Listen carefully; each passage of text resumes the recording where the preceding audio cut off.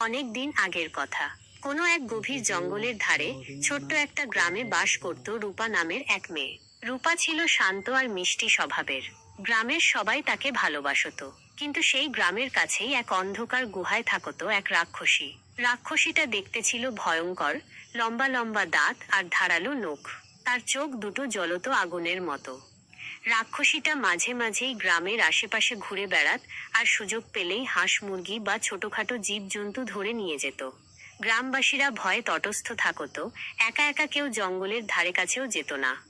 একদিন রূপার ছোট ভাই হারিয়ে গেল।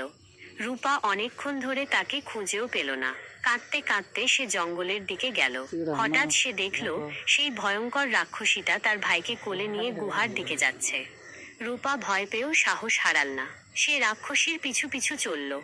গুহার কাছে গিয়ে রূপা দেখল রাক্ষসীটা একটা বড় পাথরের ওপর তার ভাইকে বসিয়ে কি যেন ভাবছে। রূপা ভয়ে ভয়ে এগিয়ে গেল এবং রাক্ষসীর কাছে গিয়ে মিনতি করে বলল, দয়া করে আমার ভাইকে ছেড়ে দিন, সে তো এখনো অনেক ছোট। রাক্ষসী প্রথমে রূপার দিকে তাকিয়ে ভয়ঙ্কর হাসি হাসল, কিন্তু রূপার চোখের জল দেখে তার মনটা যেন একটু নরম হলো। সে বলল, যদি তুই আমার একটা প্রশ্নের উত্তর দিতে পারিস তবে আমি তোর ভাইকে ছেড়ে দেব। রূপা রাজি হল। রাক্ষসী তখন জিজ্ঞাসা করল, পৃথিবীর সবচেয়ে মূল্যবান জিনিস কি?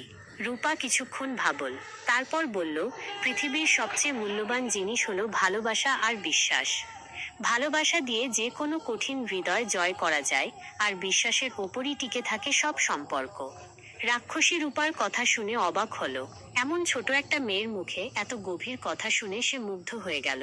রাক্ষসী আর কোনো কথা বলল না। সে রূপার ভাইকে কোলে নিয়ে এসে তার হাতে তুলে দিল। রূপা তার ভাইকে ফিরে পেয়ে খুব খুশি হলো। সে রাক্ষসীকে ধন্যবাদ জানিয়ে বাড়ির দিকে রওনা দিল। সেই দিনের পর থেকে রাক্ষসী আর কখনো গ্রামের ধারে কাছে আসেনি। গ্রামবাসীরাও ধীরে ধীরে তাদের ভয় কাটিয়ে উঠল। রূপার সাহস আর বুদ্ধির জন্য গ্রামের সবাই তাকে চিরকাল মনে রেখেছিল। কেমন লাগলো গল্পটা?